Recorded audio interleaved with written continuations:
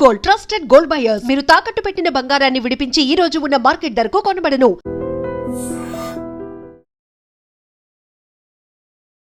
Hi guys, welcome to iDream. నేను మీ చాణక్య.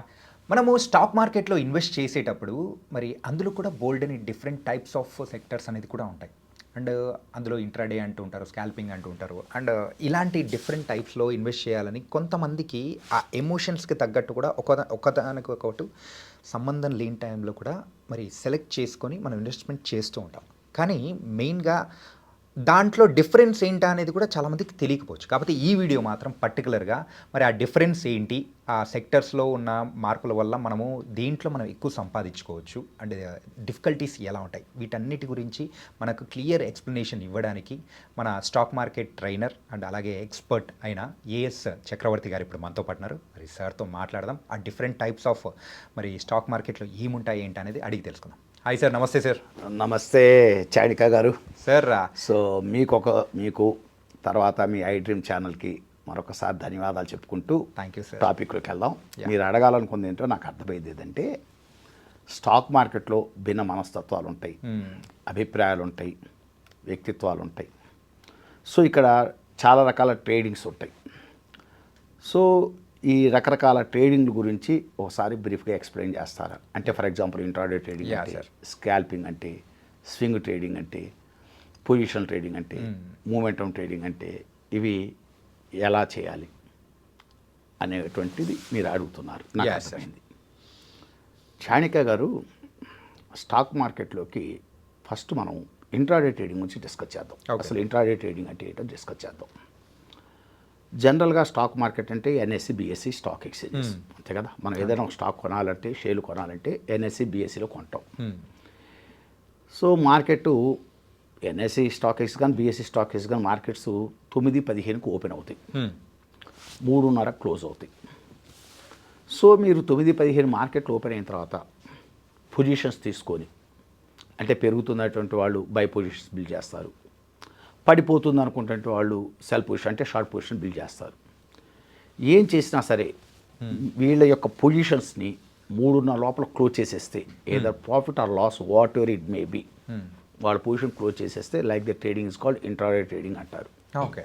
అంటే ఫర్ ఎగ్జాంపుల్ మీరు స్టాక్ పెరుగుతుంది అనుకున్నారు, ఓకే, కొన్నారు, మార్కెట్ ఓపెన్ అయిన తర్వాత 9:15 తర్వాత మార్కెట్ ఓపెన్ అయిన తర్వాత కొన్నారు, పెరిగితే ప్రాఫిట్, పడిపోతే లాసు.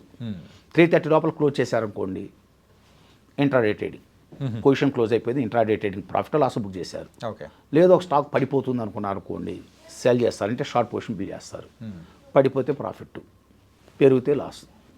ఆ పొజిషన్ కూడా 3:30 లోపల ఏదో ప్రాఫిట్ ఆ లాస్ బుక్ చేశారనుకోండి, వాటిని ఇంట్రాడే ట్రేడింగ్స్ అంటారు. సో ఈ ఇంట్రాడే ట్రేడింగ్ పార్టిసిపేట్ చేసేటువంటి వాళ్ళు ఎప్పుడైనా సరే, ఎవరైనా సరే, ఫస్ట్ వాళ్ళు చూసుకోవాల్సింది ఏంటండి, పర్టికులర్ డే అసలు ట్రెండ్ ఎలా ఉందో చూడాలి. Overall trend of the market అనేది చాలా చాలా ఇంపార్టెంట్ అండి. ఎందుకంటే నేను ఎప్పుడు కూడా మార్కెట్లో వచ్చే వాళ్ళకి ఒకటి చెప్తాను, మీ సక్సెస్లో 90% ట్రెండ్ ఐడెంటిఫికేషన్లోనే ఉంటుంది. సో ఆ పర్టికులర్ డే మీరు ఇంట్రాడే అంటే బై చేయాలనుకుంటున్నా, సెల్ చేయాలనుకుంటున్నా, మార్కెట్ కండిషన్స్ ముందు గమనించాలి. అది ఏ ట్రెండ్లో ఉందా, అప్ ట్రెండ్లో ఉందా, డౌన్ ట్రెండ్లో ఉందా, లేకపోతే ఫ్లాట్ ట్రెండ్లో ఉందా, అంటే ట్రేడింగ్ పీరియడ్లో ఉందా, ఇది గమనించుకోవాలి. So trend market overall trend decide చేసేది నిఫ్టీ 50 కదా, అంతే. అందువల్ల నిఫ్టీ 50 టెక్నికల్స్ ఒకసారి ఖచ్చితంగా ఎవరైనా చూడాల్సిందే. నువ్వు ఏ స్టాకులు ఇంట్రాడే చేయాలన్నా ఖచ్చితంగా నిఫ్టీ 50 మీద అవగాహన ఉండాలి. నిఫ్టీ 50 స్టాక్స్ అప్ ట్రెండ్లో ఉన్నాయా, డౌన్ ట్రెండ్, అంటే నిఫ్టీ అనేటువంటిది అప్ ట్రెండ్లో ఉందా, డౌన్ ట్రెండ్లో ఉందా ఒకసారి తెలుసుకోవాలి. తెలుసుకున్న తర్వాత ఇంకొక ముఖ్యమైన విషయం ఏంటంటే చాణిక్య గారు, ఆ పర్టికులర్ సెక్టార్ కూడా గమనించుకోవాలి.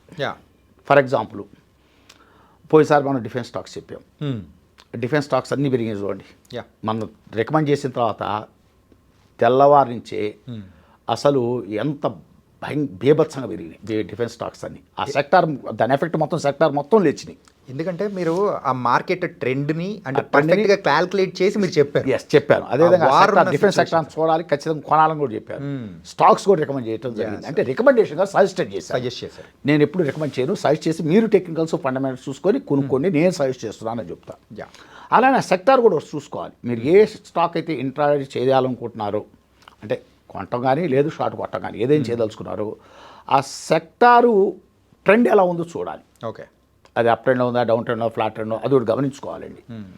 అది ఖచ్చితంగా చేయాలి. తర్వాత ఫైనల్గా వచ్చేసరికేనండి ఆ పర్టికులర్ స్టాక్ ఎట్లా ఉందో చూడాలి, దాని ట్రెండ్ కూడా చూసుకోవాలి, మనం వెళ్ళబోతున్న స్టాక్ ట్రెండ్ కూడా చూసుకోవాలి. ఈ 3 విషయాల మీద మొట్టమొదట అవగాహన ఉండాలి.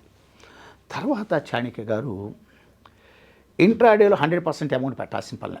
ఇప్పుడు ఫర్ ఎగ్జాంపుల్ ₹1,00,000 పొజిషన్ తీసుకోవాలనుకున్నారు ఇంట్రాడేల కోసం, ఓకే, మీరు 100% ఇన్వెస్ట్ చేయాల్సిన పని లేదు, జస్ట్ మార్జిన్ పెడితే చాలు. అయితే నేనేం చెప్తున్నానంటే ఫర్ ఎగ్జాంపుల్ ఇనిషియల్ మార్జిన్ అనేటువంటిది టు పార్టిసిపేట్ 13% ఉందనుకోండి, అప్లికబుల్ మార్జిన్ ఎన్ఎస్సి వెబ్సైట్లో ఇస్తాడు. ఏ స్టాక్ ఎంత మార్జిన్ కట్టాలి అనేది అఫీషియల్గా ఎన్ఎస్సి వెబ్సైట్లో ఉంటుంది. ప్రతి స్టాక్ 1000 స్టాక్స్ ఉంటాయి, each and every stock individual applicable margin ఉంటుంది, ఇనిషియల్ మార్జిన్ ఉంటుంది. ఓకే, మినిమం 12.5, మ్యాక్సిమం 100% మార్జిన్ ఉంటుంది. అది మనం ఒకసారి చూసుకుంటే ఫర్ ఎగ్జాంపుల్ ఒక స్టాకు 13% ఇనిషియల్ మార్జిన్ అనుకుందాం, ఓకే, చూపిస్తుంది అప్లికబుల్ మార్జిన్. ఇంకొక 2 to 3% ఎడిషనల్ పెట్టమని చెబుతాను నేను, మార్జిన్ పెట్టుకొని ఇంట్రాడేలో పార్టిసిపేట్ చేయమని చెబుతాను. దానివల్ల ఏంటంటే అండి మనకి ఏదన్నా బ్రోకర్ నుంచి ప్రెజర్ ఉండకుంటుంటుంది. అంటే కొంచెం ఏదైనా మనం కొన్న తర్వాత పెరుగుతుంది కొన్నాం, ఏదైనా గబక్కున ఒక 0.5% పడంలోనే లేకపోతే 0.25% పడంలోనే సార్ స్టాక్ పొజిషన్ ఇదవుతుందండి, ఖచ్చితంగా మార్జిన్ అంతే ఉందండి మీ అకౌంట్లో, పొజిషన్ ఒకసారి క్లోజ్ చేస్తారా అనకుండా మనం కూడా ఇది 2-3% ఎక్కువ పెట్టుకుంటే మంచిది. అంటే మార్జిన్ కన్నా ఒక 2 to 3% ఎడిషన్గా పెట్టుకొని ఇంట్రాడేలో పార్టిసిపేట్ చేయమని నేను అడ్వైజ్ చేస్తాను ఇంట్రాడే చేసే వాళ్ళకి. ఓకే, ఇంకోటి చాణక్య గారు అత్యంత ముఖ్యమైనది ఇంట్రాడే చేసేటువంటి వాళ్ళు అతి ముఖ్యమైనది లైన్ చార్ట్స్, క్యాండిల్ చార్ట్స్ చూసుకోవాలి. లైన్ చార్ట్స్, క్యాండిల్ చార్ట్స్ పక్కా చూడాలి. చూసి ఆ బ్రేక్అవుట్స్, బ్రేక్ డౌన్స్ గమనించుకోగలగాలి.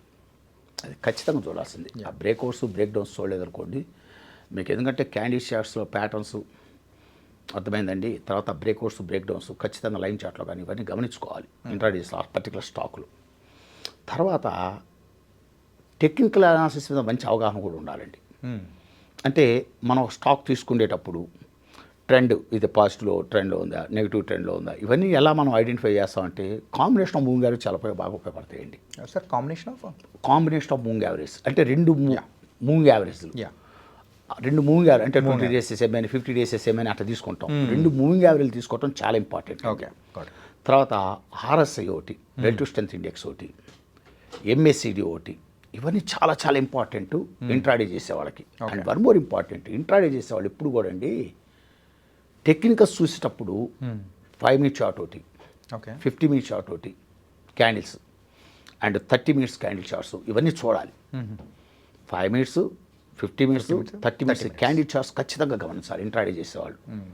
అక్కడ ఉన్నటువంటి ఆ చార్ట్ని బేస్ చేసుకొని మీరు కాంబినేషన్ మూవింగ్ యావరేజ్ కానీ, RSIలు కానీ, MACDలు కానీ, ఓవర్ బాట్ జోన్ కానీ, ఓవర్ సోల్డ్ జోన్ కానీ, సో అది ఆ టైంలో ఆ పర్టికులర్ టైంలో అర్థమైంది. ఎందుకంటే ఇంట్రాడే అంటే 3:30 లోపల క్లోజ్ చేసుకోవాలి, అంతే, వెరీ షార్ట్ టైం. మనకు ఉన్నదే 6:15 మార్కెట్ 9:15కు ఓపెన్ అయ్యి 9:15 ఓపెన్ అవుతే 3:30 క్లోజ్ అవుతే మధ్యలో ఉంది 6:15 కదా. అందుకని మనం డైలీ చార్ట్లో టెక్నికల్స్ ఒకసారి చూస్తాం, అసలు అది ట్రెండ్ డిసైడ్ చూడటం ఎట్లా ఉంది, అసలు దీని ట్రెండ్ ఎలా ఉందంటే డైలీ చార్ట్లో చూస్తాం, డైలీ క్యాండిల్స్ కూడా చూస్తాం, డైలీ చార్ట్ చూస్తాం.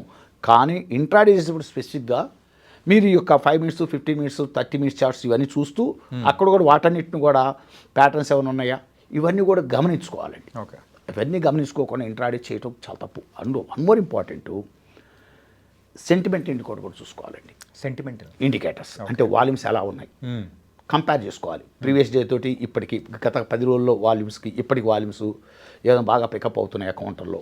యావరేజ్ వాల్యూమ్ చూసుకుంటే లాస్ట్ 10 days కన్నా మంచి వాల్యూమ్లు పికప్ ఉందా లేదా. తర్వాత వచ్చేసరికి మేము ఒకవేళ పర్టికులర్ స్టాక్ ఏదైనా డెరివేటివ్ మార్కెట్లు ఉంటే దాని ఓపెన్ ఇంట్రెస్ట్ బాగా బిల్డప్ అవుతుందా లేదా, వాళ్ళు పుట్ కాల్ రేషియోస్ ఎలా ఉన్నాయి, ఇవన్నీ కూడా మనం గమనించుకోవాలి. తర్వాత డెలివరీ పర్సంటేజ్లు ఎలా ఉన్నాయి, వీటన్నిటి సెంటిమెంటల్ ఇండికేటర్స్ అంటారు. వీటిని కూడా అతి నిశ్చితంగా పరిశీలించాలి ఇంట్రాడే చేసేవాళ్ళు. ఏదో ఫ్లూగా ఎవరో చెప్పేశారు మనం కొనేసాము, వాడు చెప్పంలో నేను కొన్నాను అవి కిందకి వెళ్ళిపోయినాయి అంటాం కాదు. ఎవరు ఏది చెప్పినా మార్కెట్లో వినమనే చెబుతాం మేము. వినదగున ఎవరు చెప్పినా వినినంతనే వేగిరపడక నేను వినమనే చెబుతాను. కానీ డబ్బు పెడుతుంది లేదు కాబట్టి ఒకసారి ఇప్పుడు నేను చెప్పినట్టు మార్కెట్ కండిషన్స్ ఏంటి, సెక్టార్ కండిషన్స్ ఏంటి, ఆ స్టాక్ ఎట్లా ఉంది, టెక్నికల్గా ఎలా ఉంది, ఫండమెంటల్గా ఎలా ఉంది, సో క్యాండిల్స్ ప్యాటర్న్స్ ఇవన్నీ చూసుకొని, so combination of moving average ఇవన్నీ చూసుకొని, సెంటిమెంట్ ఇండికేటర్స్ చూసుకొని, yes it's the best time to enter in the stock. అర్థమైందా? అంటే పెరుగుతుందనుకుంటే లాంగ్ పొజిషన్ బిల్డ్ చేస్తాం, అర్థమైందా 3:30 లోపల క్లోజ్ చేసుకొని వెళ్ళిపోతాం. పడిపోతుందంటే షార్ట్ పొజిషన్ బిల్డ్ చేస్తాం. 3:30 లోపల క్లోజ్ చేసుకొని వెళ్ళిపోతాం. ఏదైనా వాటర్ ఇంట్రాడే అంటే 3:30 లోపల క్లోజ్ చేసేసుకోవటమే ఇంట్రాడే. పొజిషన్ 9-15 మార్కెట్ ఓపెన్ అవుతుంది, 3:30 మార్కెట్ క్లోజ్ అవుతుంది. ఈ మధ్యలో లాభం నష్టం తీసుకుంటాం, అంటే కొనటం అమ్మటం, లేదు షార్ట్ కొట్టడం దాన్ని కవర్ చేయటం, మొత్తం 3:30 లోపల చేస్తే లాభం నష్టం బుక్ చేస్తే దాన్ని ఇంట్రాడే ట్రేడింగ్ అంటారు. నువ్వు ఎంత ఇంట్రాడే చేసినా కూడా ఇవన్నీ చూడాల్సిందేనండి, ఇవన్నీ ఫాలో అవ్వాల్సిందండి. ఓవరాల్ మార్కెట్ కండిషన్స్ అన్నీ చూసుకోవాల్సిందండి. ఇవన్నీ ఫాలో అవ్వకుండా చేయటం అనేటువంటిది అంత వాంఛనీయం కాదు ఇంట్రాడే చేసే వాళ్ళకు కూడా. సార్ ఎవరైనా కానీ ట్రేడింగ్లోకి కొత్తగా వచ్చే వాళ్ళకైనా కానీ వాళ్ళకి ఖచ్చితంగా ఈ ఇంట్రాడేనే ఎక్కువగా సజెస్ట్ చేస్తూ ఉంటారు, అంటే అందులోకే అడుగు పెడుతూ ఉంటారు. వేరే ట్రేడింగ్స్తో కంపేర్ చేసుకుంటే ఇందులోకే అడుగు పెట్టడానికి ద మెయిన్ రీజన్ ఏంటనుకోవచ్చు? ఇంట్రాడే అంటే ఇప్పుడు లాంగ్ టర్మ్ ప్రాస్పెక్ట్లో అనుకోండి, రెడ్ ఎవడో రాజు ఎవడో అనే ఫీలింగ్ ఉంటుంది. కొనాలి, హోల్డ్ చేయాలి. ఇంట్రాడే అంటే ఏదో ₹1,00,000 తీసుకొని వద్దాం, రోజుకు 2,000-3,000 సంపాదించుకుందాం, రోజుకు 1,000-1,500 సంపాదించుకుందాం అనే యాటిట్యూడ్ ఉంటుంది. ఇప్పుడు చాలామంది నా దగ్గరికి ట్రైనింగ్ కోసం వచ్చేవాళ్ళు కూడా మొట్టమొదటి అడిగే క్వశ్చన్ ఏంటంటే, సార్ నేను ₹1,00,000 పెడతా, కనీసం రోజుకు ₹1,000 సంపాదించుకోగలనా, లేదు 2 లక్షలు పెడితే కనీసం రోజుకు ఒక 2-3 వేలను సంపాదించుకోగలనా అనే యాటిట్యూడ్ ఎక్కువ ఉంటుంది. నేను అదే చెప్పా కదా, విభిన్న మనస్తత్వాలు ఉంటాయి, భిన్న అభిప్రాయాలు ఉంటాయి, భిన్నమైన ఆలోచనలు ఉంటాయి.